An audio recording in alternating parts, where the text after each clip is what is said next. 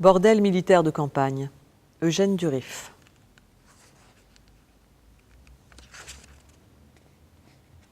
Les hommes attendent près des baraques. La nuit vient, et avec elle le froid des nuages venus de la montagne. Toute cette nuit descendue sur nous, qui saisit les gestes et les mots. Au-dedans, on étouffe et la peau, elle, tremble du froid tout autour. Il fait glacer, il fait chaud. La sueur colle au visage. La baraque est ouverte à plein vent. La poussière du soir sèche et froide et la sueur des corps déjà, avant même qu'ils ne soient entrés dans les chambres, boxes séparées par des couvertures. De l'un à l'autre, on se parle, on s'échange des paroles, des blagues. Une nuit, toute une nuit à traverser, en se disant qu'on n'a jamais vu de nuit qui ne finisse par atteindre le jour. Nuit descendue sur nous, et les voilà, eux, avec leurs gestes que l'on connaît si bien, les mêmes, qu'ils se répètent. Ils soufflent sur leurs doigts, ils attendent, le vent glace, ils attendent. Ils arrivent du froid des montagnes, bien plus fort celui-là. 2 Sénégalais y sont restés sur le capot d'une Jeep où on les avait posés pour les réchauffer un peu. Ils attendent près des fils électriques, en rang. Ils boivent la bière au goulot. On les entend déjà gueuler et rire. Autour, le désert, les cris d'animaux, les rapaces et les chacals, on ne sait pas trop, qui résonnent dans cette étendue de vide où les félagas sont cachés. On dit qu'ils guettent, prêts à sortir de leur gourbis où ils sont là, prêts à bondir, même des trous de la terre. Les hommes boivent la bière au goulot et comptent le nombre de jetons qu'il faut. Si leur corps pouvait nous tenir chaud.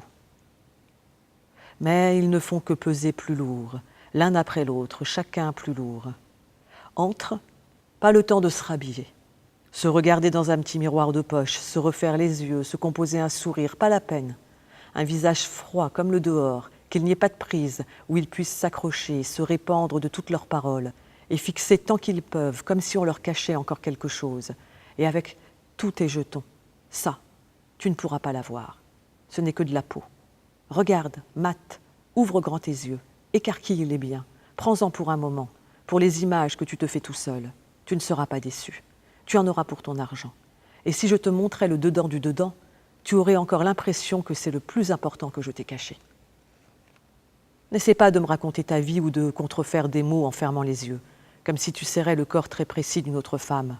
Et tu l'imagines en fermant les yeux. Et parfois, tu laisses échapper son nom, en me serrant plus fort, me prenant contre toi. N'essaie pas de me parler.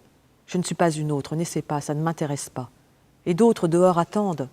Ils ont dans leurs mains aussi des jetons, et beaucoup en ont davantage que toi. Alors si en plus il faut que je t'écoute, là pas question.